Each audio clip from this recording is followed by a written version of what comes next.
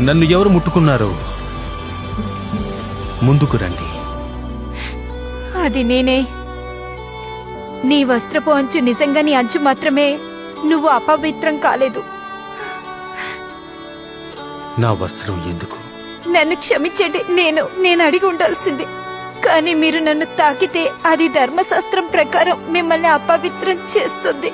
నేను రోగంతో నన్ను 12 ఏళ్లుగా నాకు రక్తస్రావం ఉంది. దాన్ని ఎవరు ఆపలేకపోయారు. కానీ నేను మీ వస్త్రపు చెంగు తాకగలిగితే చాలని నమ్మాను. నా కుమార్తె. నేను ఎవరి కూతుర్ని కాను. నా కుమార్తె చాలా కాలం నుంచి పోరాడుతుందని నాకు తెలుసు. నువ్వు అలసిపోయి ఉండాలి. అది నిజం.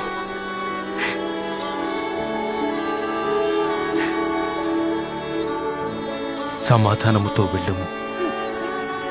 నీ విశ్వాసము నిన్ను స్వస్థపరిచింది.